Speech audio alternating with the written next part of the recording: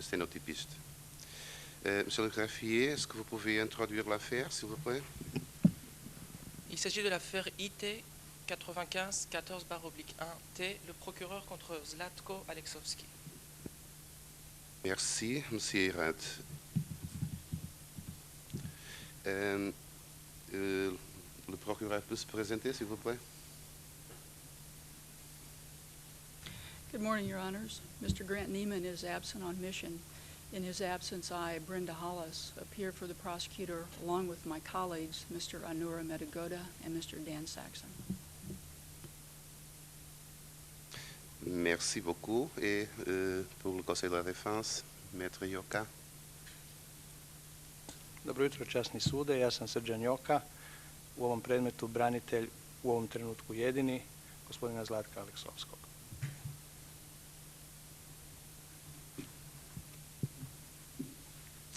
Monsieur Aleksovski, dans quelques instants, je vais donner lecture de la décision de la Chambre concernant les crimes qui vous ont été reprochés, à savoir des traitements inhumains, le fait d'avoir causé intentionnellement de grandes souffrances ou d'avoir porté des atteintes graves à l'intégrité physique ou à la santé, des atteintes à la dignité des personnes.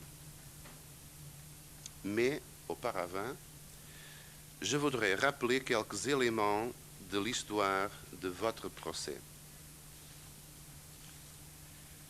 Les faits qui vous sont reprochés se sont produits entre janvier et mai 1993. Je rappellerai que le statut du tribunal a été adopté par le Conseil de sécurité des Nations Unies le 25 mai 1993. Ils se sont produits en Bosnie centrale, dans la vallée de la Lachva, dans la région de Busovacha et plus précisément à Kaonik.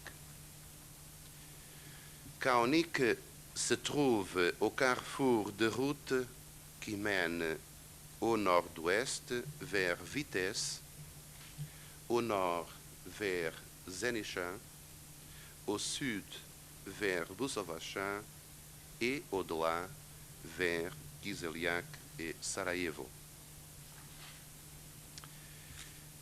Les victimes des crimes qui vous sont reprochés sont surtout des personnes musulmanes qui se trouvaient dans cette région et qui, après avoir été arrêtées par des forces armées croates de Bosnie, ont été conduites à la prison de Kaonik dont vous étiez le directeur. Un acte d'accusation était dressé contre vous, ainsi d'ailleurs que contre d'autres personnes, par le bureau du procureur. Cet acte d'accusation était confirmé le 10 novembre 1995 et un mandat d'arrêt était lancé contre vous. Le 8 juin 1996, les autorités croates vous arrêtaient et vous plaçaient en détention. Ce n'est que le 28 avril 1997 que la Croatie vous a transféré au quartier pénitentiaire des Nations Unies à La Haye. Vous avez comparu dès le lendemain devant les juges de ce tribunal. Vous avez comparu, je me répète, devant les juges dans ce tribunal. Vous avez plaidé non coupable. Votre procès proprement dit a commencé devant cette chambre le 6 janvier 1998 pour se terminer le 23 mars 1999. Depuis cette date, mes collègues et moi-même avons délibéré en examinant l'ensemble des éléments de preuve et des écritures du procès. Les conclusions auxquelles nous avons abouti nous ont paru justifier amplement qu'une audience soit organisée dans les plus brefs délais, sans attendre que nous ayons finalisé notre jugement par écrit. Ce jugement sera publié dès que possible. Mais l'urgence nous a paru telle que nous n'avons pas attendu le retour de l'avocat général de ce procès, Maître Niemann, à qui je rends mes hommages, et qu'il soit assuré que je regrette son absence aujourd'hui, car nous avons eu toujours plaisir avec sa présence. Pour cette même raison, on n'oublie pas Maître Mikulicic. Le moment est venu pour moi, Monsieur Alexovski, de vous donner lecture de la décision de la Chambre. Je vous demanderai donc de vous lever.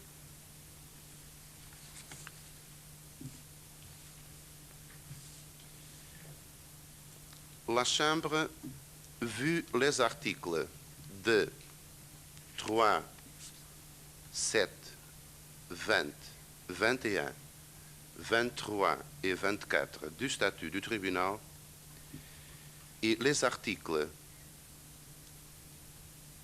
98 ter, 5 et 1 et 5 et 8 du règlement de procédure et de preuve, considérant que Zlato Alexovski est poursuivi en vertu de l'article 2 du statut du tribunal pour violation grave des conventions de Genève de 1949, sous les chefs d'accusation 8 et 9 de l'acte d'accusation pertinent, respectivement traitement inhumain et fait de causer intentionnellement de grandes souffrances ou de porter des atteintes graves à l'intégrité physique ou à la santé, et en vertu de l'article 3 du statut, sous le chef d'accusation 10, pour violation des lois et coutumes de la guerre, atteinte à la dignité des personnes, et ce, notamment, sur la base des éléments de fait exposés au paragraphe 31 de l'acte d'accusation,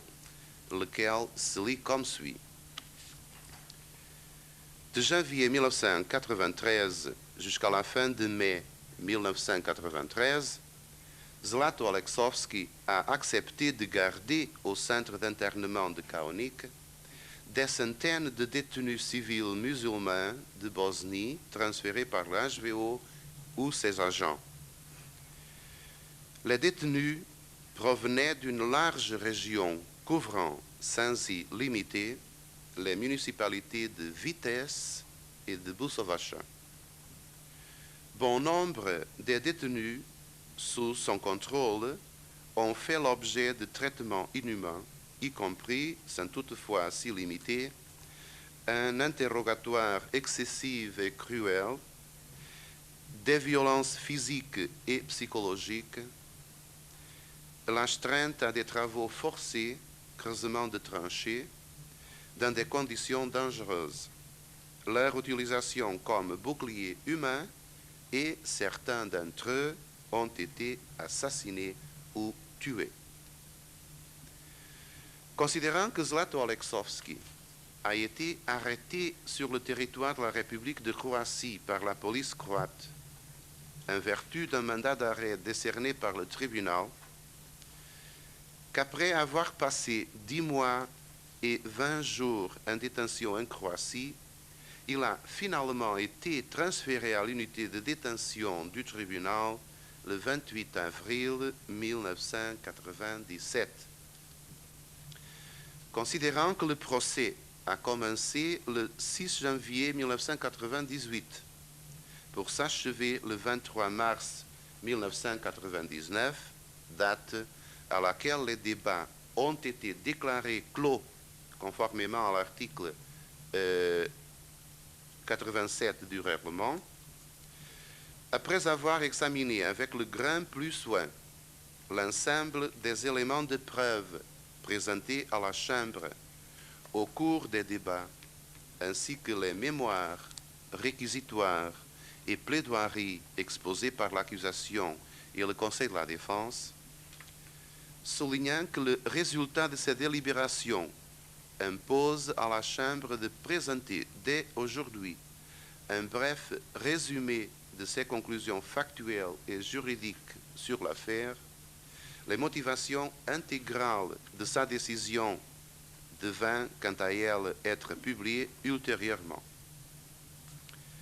Considérant qu'à l'époque visée par l'acte d'accusation, les forces armées des Croates de Bosnie et des musulmans de Bosnie s'opposaient dans le cadre d'un conflit armé, considérant qu'il existe un lien indissociable entre ce conflit armé et les crimes reprochés à Zlato Aleksovski, considérant que la majorité des juges de la Chambre conclut que l'article 2 du statut ne peut s'appliquer que lorsque le crime allégué a été commis à l'encontre de personnes protégées au sein des conventions de Genève de 1949 et qu'il n'a pas été prouvé dans le cadre de la présente affaire que les victimes des actes imputés à Zlato Aleksovski étaient des personnes protégées en ce sens,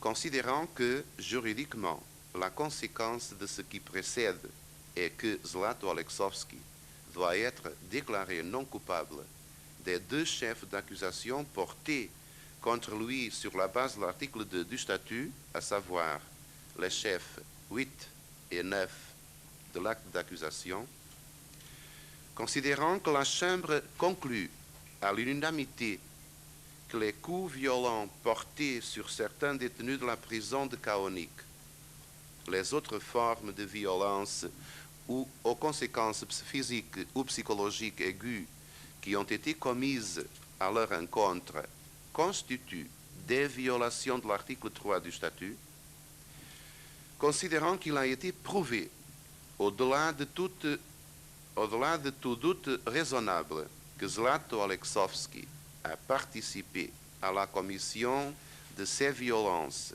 au point de pouvoir être tenu pénalement responsable de ces violations en vertu de l'article 7.1 du statut, considérant qu'il a été prouvé, au-delà de tout doute raisonnable, que Zlato Aleksovski, en tant que commandant ou directeur ou gardien-chef de la prison de Kaonik, savait ou avait des raisons de savoir que des personnes occupant une position de subordonné par rapport à lui s'apprêtaient à commettre des crimes ou l'avaient fait, et qu'il n'a pas pris des mesures nécessaires et raisonnables pour empêcher que ces actes ne soient commis ou pour impunir les auteurs, et qu'en conséquence, Zlato Aleksovski doit être tenu pour pénalement responsable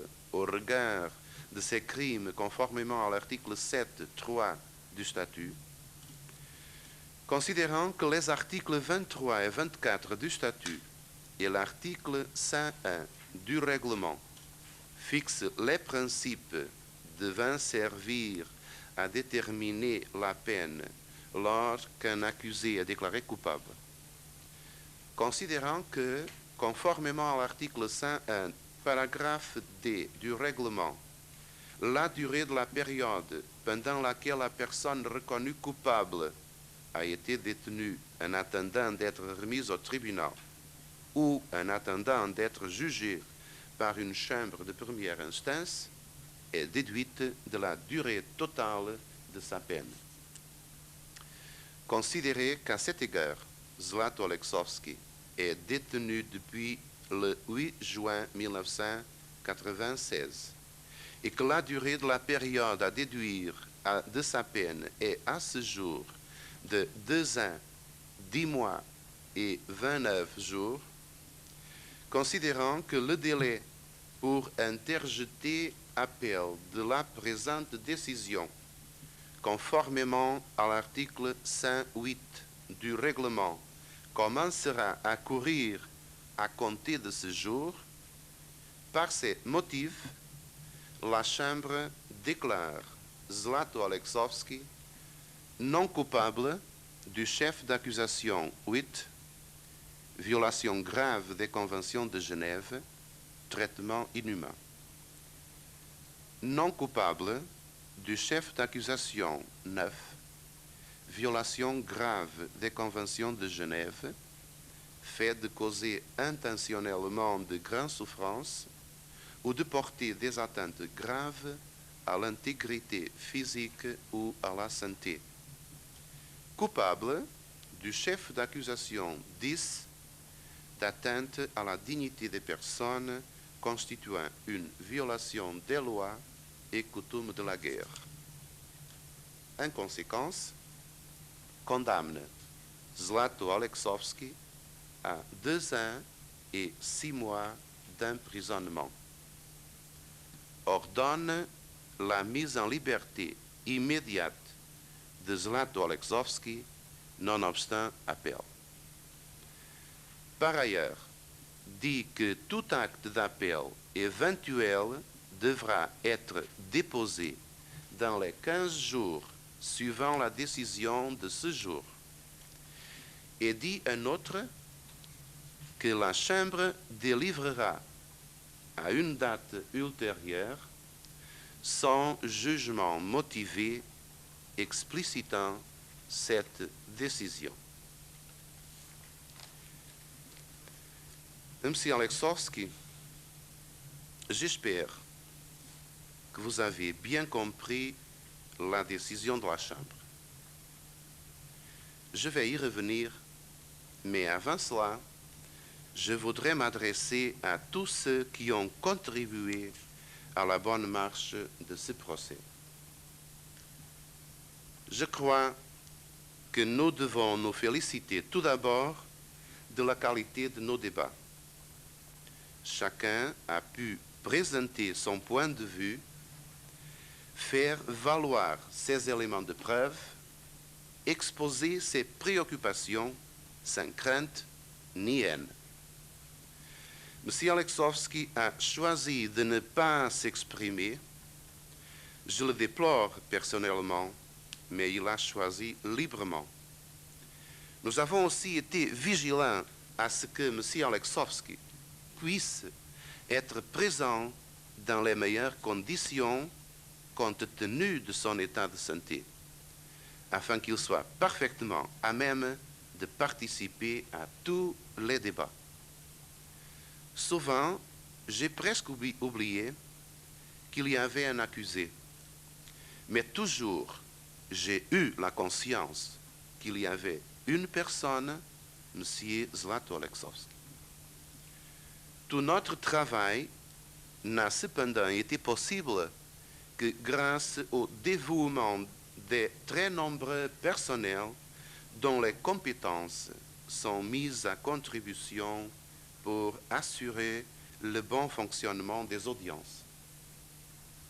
Il y a ceux qui l'envoient, je pense notamment au greffier, ceux que l'on entend, les interprètes et les traducteurs, ceux que l'on lit, les corps reporters selon l'expression anglaise, ceux que l'on devine, les techniciens audio-vidéo, ceux qui se font oublier, les officiers, les gardes de sécurité, ceux qui sont plus loin, mais tout aussi indispensables, les personnels de la section de victimes et témoins, qui ont la difficile charge d'assurer, notamment sur le plan psychologique, la présence des témoins à la barre.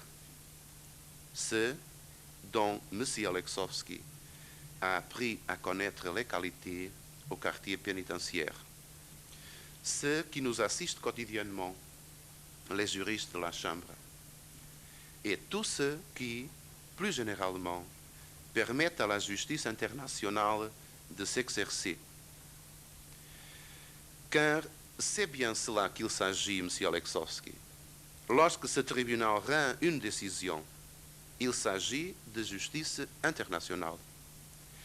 Et la décision que je viens de lire, pour moi, veut dire deux choses au moins.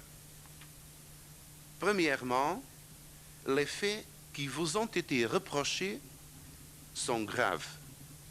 Ce sont des crimes en droit international. Pour certains, vous avez été acquittés. Pour les autres, vous êtes aujourd'hui condamnés. Comme vous le savez, M. Alexovski, une même réalité recouvre toujours au moins deux aspects. C'est pour cela que la justice existe. La gravité des crimes pour lesquels une peine vous est infligée dépasse sans doute, par sa nature même, votre seule personne, puisqu'aussi, bien il s'agit de crimes de guerre. Et en face de vous, M. Alexovski, il y a des victimes qui ont droit à être reconnues comme victimes, qui ont droit à trouver dans notre décision la sanction d'une attitude que la morale, encore plus que le droit, condamne, et qui peut apaiser sa soif de justice. La sanction que la communauté internationale vous impose, M. Alexovski, à travers ce tribunal, veut aussi envoyer un signal clair à tous ceux qui voudraient s'affranchir, ne serait-ce qu'un peu, des obligations que nous devons tous respecter si nous voulons que les peuples appartiennent à une société civilisée et puissent vivre ensemble dans la coopération et dans la paix. Mais la condamnation dont je viens de vous faire part, M. Alexovski, c'est la vôtre. Est-ce qu'il s'agit des crimes qui vous ont été reprochés à vous, personnellement, et seulement de cela? Je voudrais que cela soit vraiment très clair dans votre esprit. Nous avons tenu compte de tous les éléments vous concernant dans l'acte d'accusation, mais seulement de cela. Nous avons examiné tous les éléments de preuve au regard des 3 chefs d'accusation portés contre vous, mais seulement au regard de ces chefs d'accusation-là. La deuxième chose que la décision d'aujourd'hui me paraît signifier, c'est qu'il vous appartient de déterminer tout de suite quelles leçons vous voulez en tirer. Je ne parle pas ici des voies de recours qui vous sont ouvertes et qu'il vous appartient seul, en liaison avec votre conseil, de décider d'utiliser ou non. Je veux parler de la réflexion que toute personne dans votre situation, M. Alexovski, selon moi, doit mener. Il y a un proverbe chinois qui dit « Si vous voulez vous venger, creusez 2 tombes ». Être jugé de manière équitable, comme vous l'avez été, c'est aussi affronter ses responsabilités dans un cadre où la vengeance n'a pas cours. Et si votre procès n'avait servi qu'à cela, désarmer le désir de vengeance de vos victimes, beaucoup auraient déjà été accomplis. Mais accepter comme vous d'avoir été jugé dans ces conditions, c'est aussi refuser de creuser une deuxième tombe. Si vous avez une revanche à prendre, c'est sur vous-même. Revenir sur vous-même pour reprendre votre vie avec votre famille, en paix, notamment avec vos enfants. Et j'espère que vous trouverez cette force en vous de savoir prendre cette revanche-là. Monsieur Alexovski, la décision de la Chambre veut dire que vous êtes libre. Pour être précis, vous serez libre dès que les mesures indispensables auront été prises, mais c'est une question d'heure seulement. Sachez donc, Monsieur Alexovski, faire le meilleur usage de cette liberté. Monsieur Alexovski, avez-vous quelque chose à déclarer? Vous avez la parole donc, Monsieur Alexovski.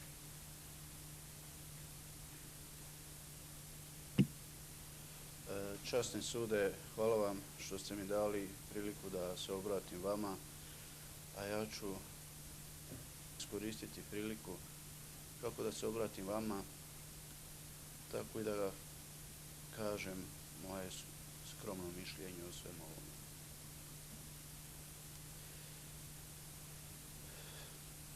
Prije svega vratio bih se na 93.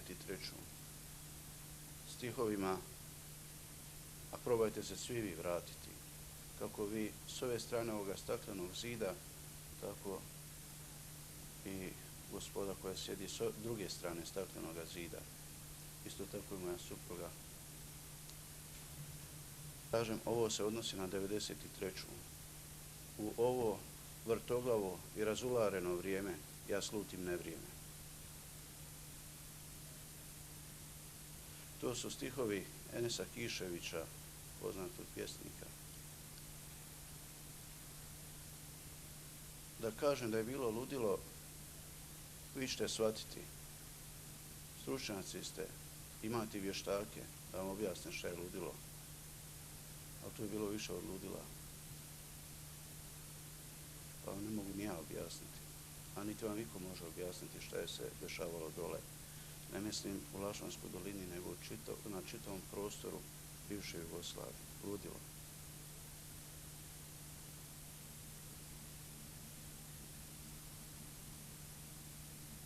Nisam se promijenio od početka, od prvog susreta sa gospodinom Hanjcom, kada sam doveden u ovu pritvorsku jedinicu, rekao sam mu da čekam to suđenje i da vjerujem ovome sudu. Sad ćete reći, pa dobro, vi pravnici ste ovako malo lukavi.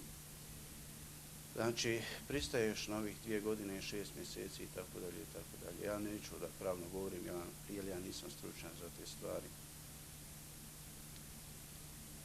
Kako je gospodin Niman rekao, Zlatko Aleksovski je univerzitetski obrazovan i on je znao kako treba u zatvoru da se radi. Da sam radio prema tim ljudima kako se u zatvoru radi, vjerujte da bi bilo malo 2 godine i 6 mjeseci. Ja sam gospodinu Nimanu rekao tu, upravo 2 metra ispred mene, u 2-3 navrata smo se rukovali i popričali, da ja nisam bio upravnik bolnice, a na kraju i tamo ima pritužbi na tretman. Svuda ima. Ja želim pred vama i pred cijelim svijetom reći da nikada nikoga nisam mrzio, da nikada nisam htio uzeti nikakvu ulogu da se nekome bilo kakvo zlo nanese, niti ću to ikada raditi. Poslužit ću se vašim riječima. Bio sam, jesam i želim da ostanem građanin čovječanstva. Hvala vam.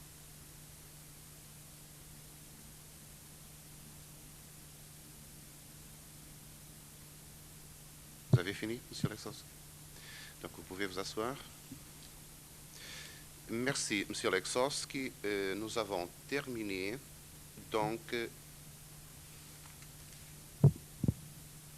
Madame. Thank you. May it please the court. The prosecutor does not request that the accused remain in detention pending the completion of any appeals.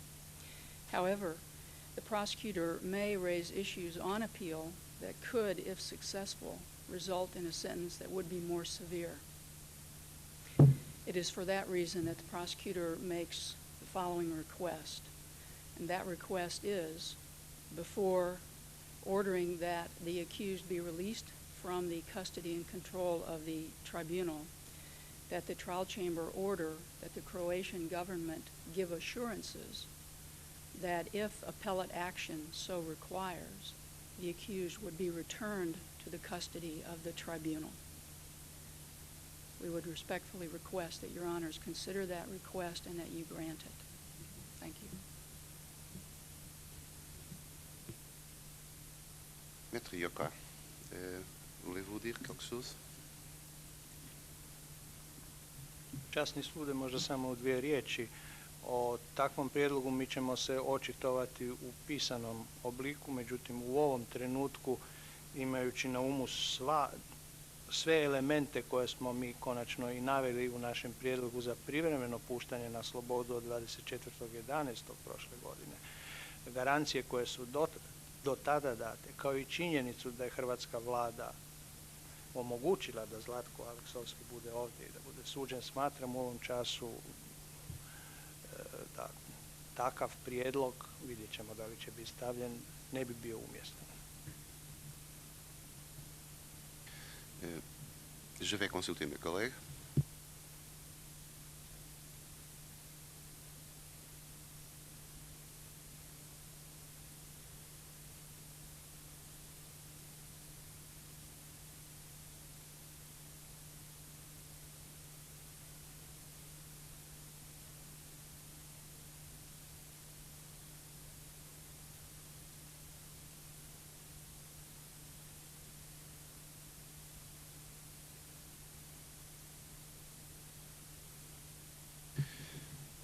La Chambre maintient la décision, donc M. Aleksovski va être libéré sans condition et notamment nous faisons confiance dans la coopération d'État et même nous faisons confiance personnellement à M. Aleksovski si nécessaire. Donc c'est la décision de la Chambre, l'audience est levée. All rise. Veuillez vous lever.